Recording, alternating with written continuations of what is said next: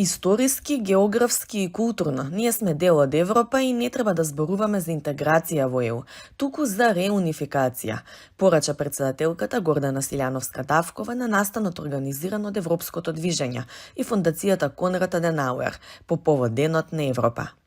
Председателката зборуваше во поширок контекст за македонските европски аспирации, за себе перцепцијата на македонските граѓани како европејци, за обврските што ги имаме за таа перцепција да биде реалност, но и за нашите права, односно обврските што ЕУ ги има кон нас. Таа се осврна и на ветото, што ЕУ не смее да го користи за прашања што не се поврзани со Копенхашките критериуми. И повторно сме се соочувале со нова промена, крајно време е да знаеме дека ова што ќе се случува од страна на Бугарија е барање со кое може да се остави простор за вето врзано за копенхагенските критериуми, меѓутоа не за прашања што се врзани за идентитет, за историја. Впрочем, јас денеска немав прилика, но и во договорот за ЕУ, особено во преамбулата, и во Лисабонскиот договор, и во повелбата за фундаменталните права, јасно е посочено дека ЕУ е единство на различности и дека ги прифаќа идентитетот, интегритетот, и особено културниот и националниот идентитет како нешта за кои не се разговара. Но ние во поглед на многу прашања, и ако сакате во поглед на многу критериуми, сме биле исклучок. Крајно време е да се стави крај на тоа. Македонија е мала држава, меѓутоа мислам дека заслужува да биде почитувана како сите останати. Директорот на Конрад Аденауер Фондацијата за Македонија, Даниел Браун, порача дека фондацијата е присутна во земјава со поддршка и помош 25 години и дека една од клучните цели за нив е македонската интеграција во ЕУ, што денес е особено важно и од призма на безбедност на континентот. Ако се навратиме 2 децении наназад, ќе видиме дека процесот не завршил, каде што многу мина тоа го посакуваат во земјата и во странство. Сепак, мислам дека е важно и дека вреди да се работи на тоа, и како што речете, претходната говорничка, по 70 години имаме војна во Европа и затоа треба да сме здружена заедница на вредности и да се бориме за мир, слобода и демократија. Заменик шефот на делегацијата на ЕУ Бен Нупнау ја потенцираше позицијата на Брисел, дека Европската унија е сериозна за проширувањето.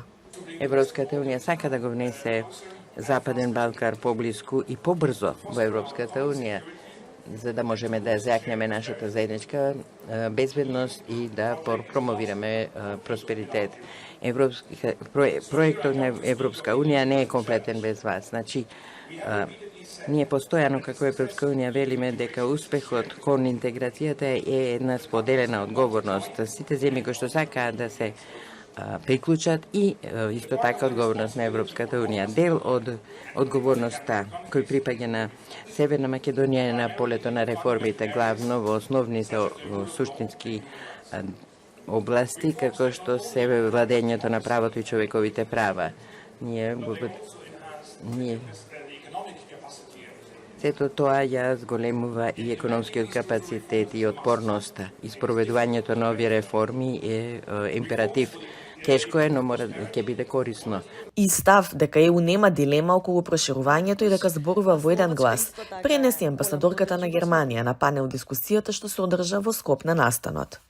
Германската перспектива е зајакнување на Европа и нанадвор и навнатре, а треба да најдеме начин како да постигнеме решение во рамките на Европа.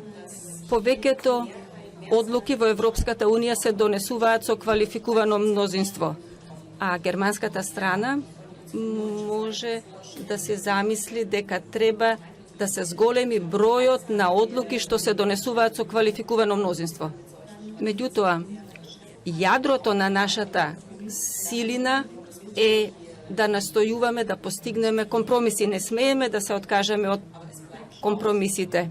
А почетокот и крајот на преговорите се одлуки што се донесуваат едногласно. во оваа сфера не се изменило ништо. Но дали ЕУ навистина зборува во еден глас кога е проширувањето во прашања? Словачкиот амбасадор е скептичен и вели Европската Унија многу повеќе зборува и ве храбри, ама малку прави за интеграцијата на вистина да се случи. Ваквиот начин на охрабрување не е правилниот пристап за поставување на една рамнотежа. Ја гледам дипломатијата да работи соодветно. Тоа е наш заеднички предизвик и тоа не е само предизвик на Скопје. Од моето искуство, јас сум бил во овој регион по војните во поранешна Југославија. Балканот е еден систем на ставови кои меѓусебно се блокираат. Ова беше така и во 2020 година, кога требаше да почнат преговорите на Северна Македонија. И јас се плашам дека Европската Унија падна во замката на овој балкански систем и стана жртва на својата неспособност да ја согледа потребата од итни тактички чекори за да ги заштити своите стратешки интереси. Подпредседателот на ВМРО-ДПМН Тимчо Муцунски го прашавме дали неговата партија, што сега ќе има целокупната власт, ќе има научено лекцијата од минатото, кога токму тие уживаа углед на некој кој се преправа дека ја носи земјава кон ЕУ. Оставам простор за многу критики. Оставам простор за критики во делот на некое минато поврзано со медиумското окружување, борбата против корупцијата, недостаток на реформа во одредени клучни области, но, например, не можеме да го занемариме фактот дека кога ВМРО-ДПМН во минатото бил на власт. И најголем сведок ни е тука е професорот Васко Нумовски, кој што во тоа време беше вице-премиер за европски интеграции, и фактот дека кога ВМРО-ДПМН беше на власт се постигна еден од најопипливите мерки во делот на европската интеграција на нашата држава, тоа е визната либерализација. Период во кој што ние дадовме можност на многу наши граѓани слободно да патуваат во Европа, за Европа да не биде само абстракција. И тука е, сметам, клучниот предизвик на идната влада. Заедно со нашите партнери во Европската Унија, да ги искористиме механизмите кои што ги имаме на располагање, да претвориме Европа од и европскиот сон, и европската интеграција од абстракција, од панел дискусии, од толкување на изјави на различни чинители во нешто конкретно. Многу преправање имаше во редовите на доскоро владеачките СДСМ и ДУИ, кои целата изборна кампања ја водеа врз европскиот наратив, додека дома владеа спротивно на тоа. Факт е дека целиот овој процес беше и многу злоупотребен во државата. И се креираше перцепција таква каква што се креираше. И факт е дека имаме сега и концепт кој што беше понуден пред граѓаните од една страна на тогашната владеачка структура со јасни назнаки и перспективи и нормално концептот на тогашната опозиција која што понуди поразличен концепт и која што ја доби поддршката на граѓаните.